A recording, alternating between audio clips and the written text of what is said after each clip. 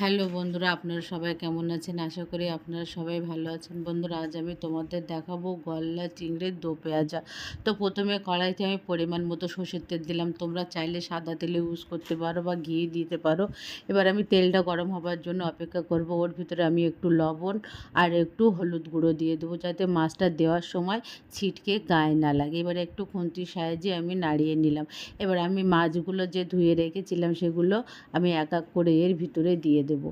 দেখুন, আমি এখানে বেশি নেইনি, আমি এখানে 3 খানা মাছই নিয়েছি, কিন্তু মাছগুলি বিশাল বড় বড় ছিল আর আমি মাথাগুলো পুরো কেটে নিয়েছিলাম।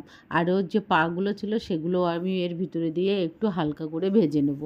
এবার আমি মাছটা একটু উল্টে পিল্টে একটু লাল করে ভেজে নেব। এটা বেশি ভাজার দরকার হয় না, অল্প 1 মিনিটের মতো রেখে দিলেই পুরো ভাজাটা হয়ে যায়, একদম পুরো লাল লাল ব্রাউন ব্রাউন মতো হয়ে যায়। এবার আমার মাছগুলো ভাজা হয়ে গেছে, এবার আমি তুলে নেব।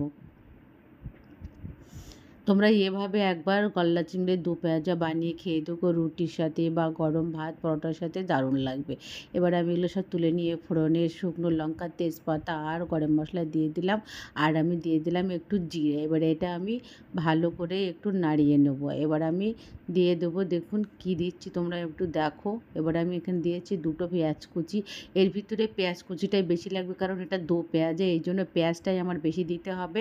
এবার পেঁয়াজটা একটু লাল লাল মতো হয়ে আসলে এবার আদা রসুনের পেস্ট দিয়ে দেবো। এবার এটাও ওর সঙ্গে একটু ভালো করে নাড়িয়ে নেবো, যেন কাঁচা গন্ধটা না থেকে যায়। প্লিজ প্লিজ বন্ধুরা, তোমরা এইভাবে একবার ট্রাই করো, খুব ভালো লাগবে। আর আমি এখানে 2টো টমেটো কুচি দিয়েছি। তোমরা চাইলে পেস্টও ইউজ করতে পারো, কিন্তু আমি এখানে টমেটো দিয়ে দিয়েছি। এবার আমি পরিমাণ মতো লবণ দিয়ে দিলাম, লঙ্কা গুঁড়ো, হলুদ গুঁড়ো, ধনিয়া গুঁড়ো আর জিরের গুঁড়ো। এবার আমি পুরো মশলাটা কষিয়ে নেব। একটু গ্যাসটা মিডিয়াম বা স্লোই রাখবে, মানে তলায় লেগে যেতে পারে। আমি একটু মিডিয়াম করেই কষিয়ে নিয়েছি। যখন চারিদিক দিয়ে তেল ছেড়ে দেবে তখন আমি মাছগুলো এর ভিতরে আমি দিয়ে দেবো। দেখুন, এবার আমার পুরো তেলও ছেড়ে গেছে, চারিদিক দিয়ে তেলও দেখা যাচ্ছে ভালোভাবে। এবার যে মাছগুলো ভেজে রেখেছিলাম সেগুলো ওর উপরে এক এক করে আমি দিয়ে দিলাম। দেখুন কি সুন্দর দেখতেও লাগছে আর কালারটাও কত ভালো এসেছে। আর আমি একটু খুন্তিটা ধুয়ে অল্প একটুখানি জল দিয়ে দেবো। এতে আমি বেশি জল দেবো না, কারণ এটা দো পেঁয়াজাই হবে, অল্প মাখা মাখা মতো হবে। দেখুন, এবার আমি উপর দিয়ে খানিকটা পেঁয়াজ মাঝখান দিয়ে 4 টুকরো করে কেটে ছাড়িয়ে দিয়ে দিলাম।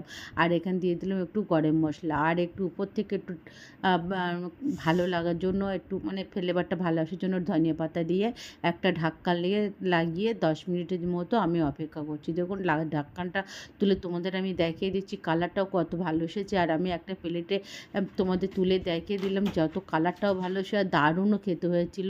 এটা আমি পরোটার সাথে খেয়েছিলাম। তোমরা চাইলে রুটি, নান বা গরম ভাতের সঙ্গে খেতে পারো। প্লিজ তোমরা সাবস্ক্রাইব করে দিও। Thank you.